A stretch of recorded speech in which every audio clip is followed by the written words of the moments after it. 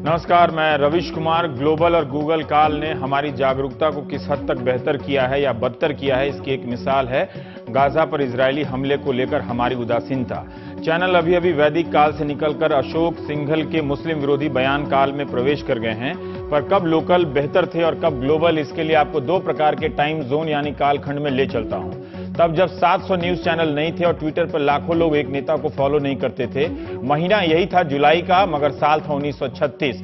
भारत अपनी आजादी की लड़ाई लड़ रहा था। जुलाई 1936 में इलाहाबाद में फिलिस्तीन कॉन्फ्रेंस बुलाई जाती है, जिसमें हिस्सा लेते हैं राम मनोहर लोहिया, जेपी कृपलानी, शौकत अली जैसे नेता। इसी साल यूपी के हर जिले में फिलिस्तीन के प्रति भाईचारा जताने के लिए कांग्रेस फिलिस्तीन दिवस मनाती है। सोचिए, इटावा सहारनपुर में फिलिस्तीन दिवस मन रहा होगा और आज कहीं कोई हरकत नहीं दिखती है। तब कांग्रेस पर दबाव पड़ता था कि जिस तरह तुर्की में उस्मानिया साम्राज्य ऑटोमन एम्पायर के अंत और अपमानजनक समझौते के खिलाफ कांग्रेस ने लाइन ली थी, उसी तरह फिलिस्तीन के सवाल पर भी ले। तब के नेताओं ने खिलाफत को न फिलिस्तीन के सवाल को हिंदू मुस्लिम एंगल से देखा था। खिलाफत का साथ देने वालों में लाला लाजपत राय, मदन मोहन मालवीय जैसे नेता भी थे। बल्कि तब इस बात का ख्याल रखा गया कि फिलिस्तीन के समर्थन को यहूदी विरोधी ना देखा जाए, मगर इस बात ने कांग्रेस को हर साल फिलिस्तीन पर प्रस्ताव पास करने से किसी ने नहीं रोका। महात्मा गांधी ने फिलिस्तीन के सवाल पर कहा था कि फिलिस्तीन अरबों का है, जिस तरह इंग्लैंड इंग्लिश का है, फ्रांस फ्रेंच का। अरबों पर यहूदियों को थोपना गलत और अमानवीय है। अब आते हैं जुलाई 2014 के भारत में। आज भारत के तमाम शहर खामोश हैं। कोई नेता नहीं है जो अपने रोजाना के प्रदर्शनों को रोककर देश का ध्यान इस ओर खींच सके। यहां तक कि हमारी संसद भी इस मसले पर महज चर्चा के लिए एक आम सहमति नहीं बना सकी, जो अब सोमवार को होने वाली है। बुधवार को राज्यसभा में गाजा को लेकर चर्चा लिस्ट हो गई थी, मगर विदेश मंत्री सुषमा स्वराज ने सभापति को लिखा कि यह चर्चा किसी नियम के तहत स्वीकार नहीं है, ना ही वांछित अर्थात डिजायरेबल है। विपक्ष ने हंगामा किया, राज्यसभा की कार्यवाही स्थगित हो गई।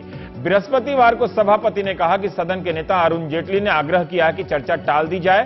तब विपक्ष के सदस्यों ने फिर हंगामा किया और कहा कि एक बार कोई चर्चा लिस्ट हो जाए तो वह सदन की संपत्ति हो जाती है, यह असंवैधानिक है।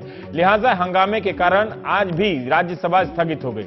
बुधवार को विदेश मंत्री सुषमा स्वराज बयान देती हैं कि हमारा दोनों देशों से राजनयिक संबंध है।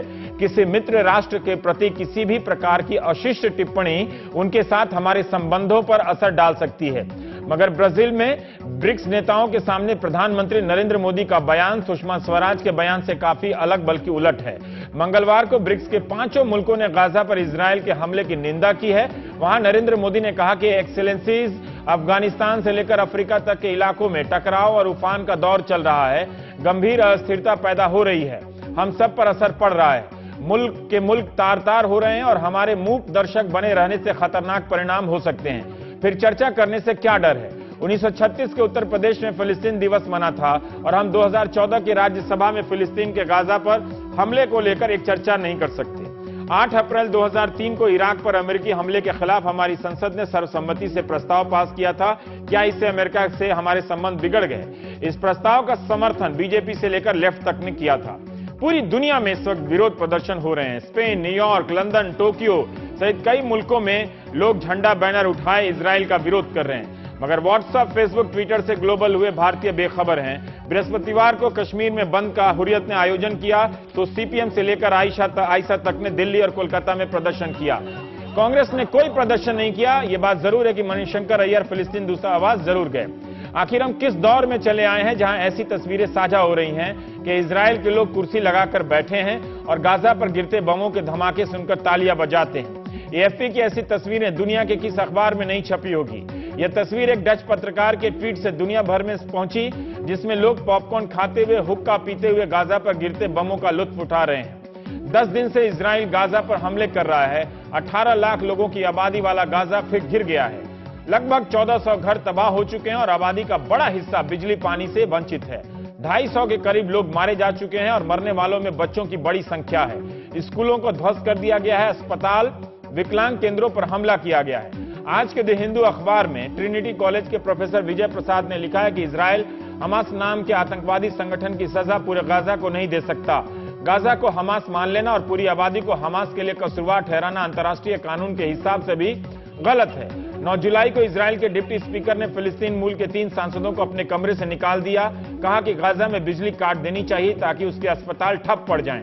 इजरायल कह रहा है कि जब हमास मौत की संस्कृति पर चल रहा है तो उसका जवाब भी मौत ही है।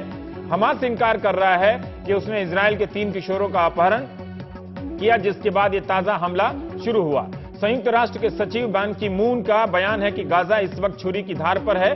10 जुलाई को सुरक्षा परिषद की बैठक हुई। अमेरिका, इजिप्ट सब कहने के स्तर पर सीज फायर की मांग कर रहे हैं, मगर इजराइल किसी की नहीं सुन रहा। क्या बीजेपी या मोदी सरकार इजराइल से अपने करीबी संबंधों या रुझान के कारण चर्चा का विरोध कर रही है, या ये कह रही है कि दोनों देशों से हमारे संबंध बहुत अच्छे हैं, इस पर असर पड़ सकता है? क्या भारत इजराइल को नाराज करने का जोखिम उठा सकता है?